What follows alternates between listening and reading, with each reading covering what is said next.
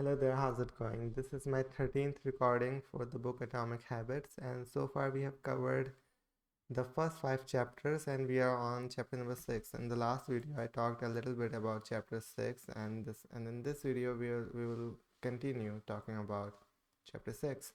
Motivation is overrated, environment often matters more. So in this chapter, he argues that if you are doing what you don't like to do, then most people will say that you lack discipline. Well, discipline is one reason, but another reason that people often ignore is the environment. Environment is what you are surrounded with. So I can give you a couple of examples.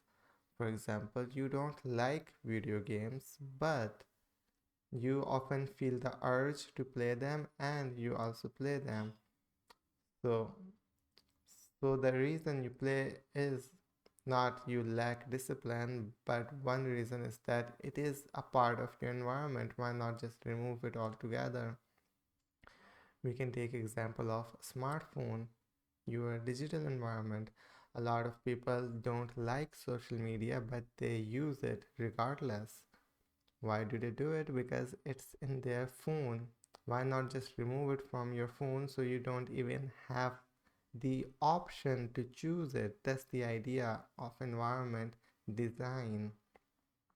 If you don't like the things you're doing, just remove them from your environment so you don't even have a choice to do them. So he has given a very small example. People often choose products not because of what they are, but because of where they are. If I walk into the kitchen and see a plate of cookies on the counter, I'll pick up a few and start eating. Even if I wasn't thinking about them beforehand.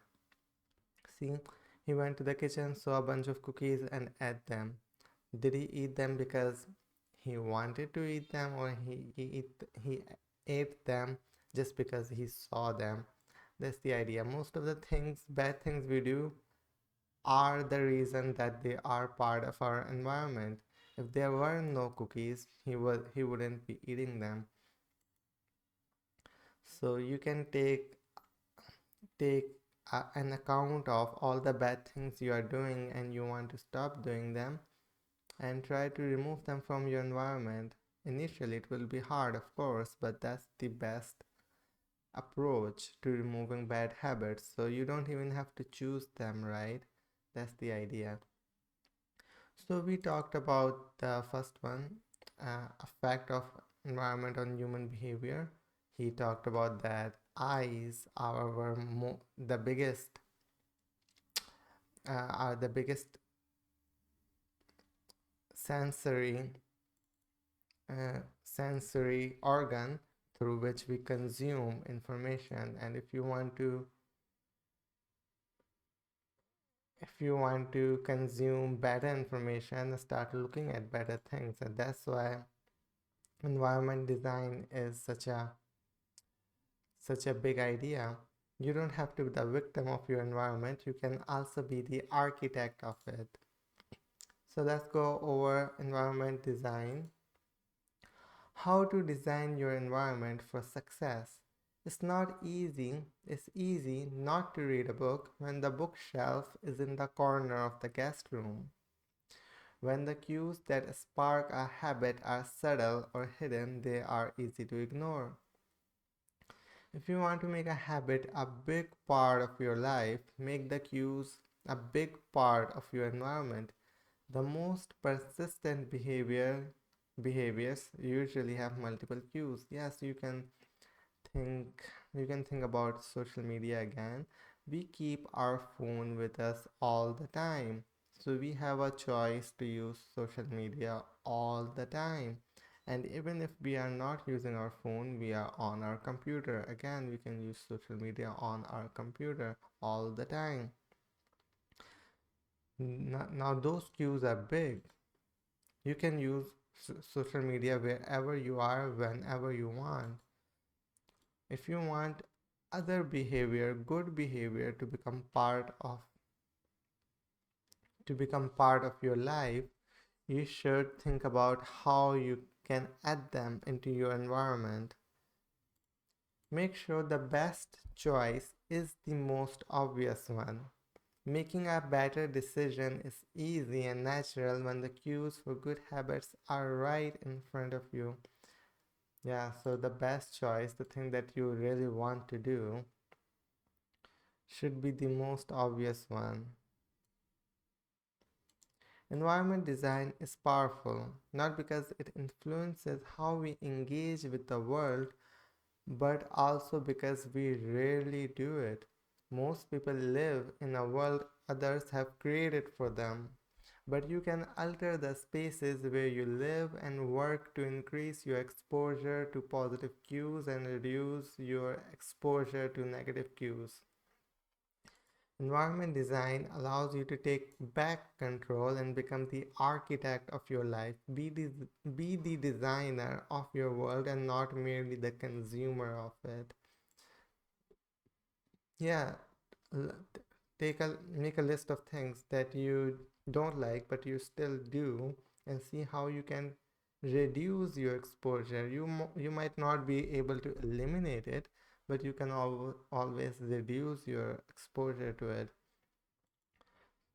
Junk food can be a big issue. We eat it mostly because we see other people doing it and it is very easily available.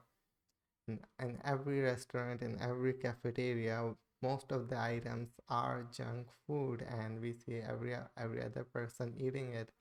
So try to reduce your exposure. Try not to go in the restaurant. Try not to look at the people who eat it, and try to prepare your meal beforehand so you don't have to choose between a healthy meal and an unhealthy one.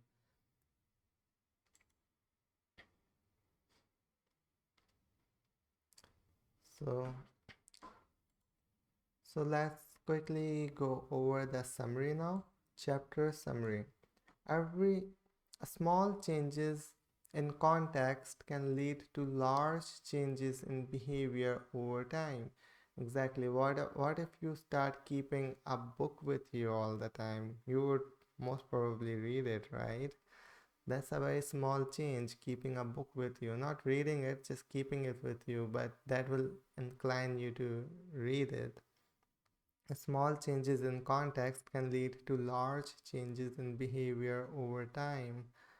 Every habit is initiated by a cue. Cue is a piece of information that you see, that you hear, or you think about. Maybe there are no restaurants around you, but you can still think about eating junk food. Now, that's not an external cue, that's an internal cue. Now, internal cue is hard to manage, but external we can manage that, right? Stop looking at restaurants, stop looking at people who eat it, and eventually, hopefully, you will also stop thinking about those things. We are more likely to notice cues that stand out. Make the cues of good habit Make the cues of good habits obvious in your environment. Yeah. So the idea is if you want long-term success, don't just rely on discipline. Discipline is extremely important. It is a very limited and a scarce resource. We should use discipline only when we want to do something but we don't feel like doing it. However, environment should be our first step. So you might see students when they want to study, what they do, they go to a library. That's what they are doing. They are changing their environment. It's hard to study in a messy room, so they go to a library. So it's easier to study. That's changing your environment. Always start with environment change. And that's why Jordan Peterson talks about cleaning your room. When your room is clean, you're more likely to do better things. But when your room is dirty, you are more likely to do bad things like using your phone or just laying down, not doing anything productive. So always work on your environment, always.